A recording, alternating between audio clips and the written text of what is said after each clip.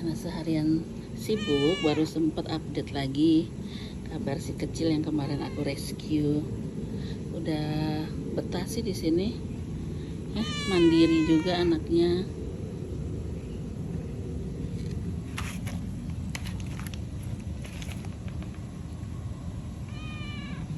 Baik-baik saja dia.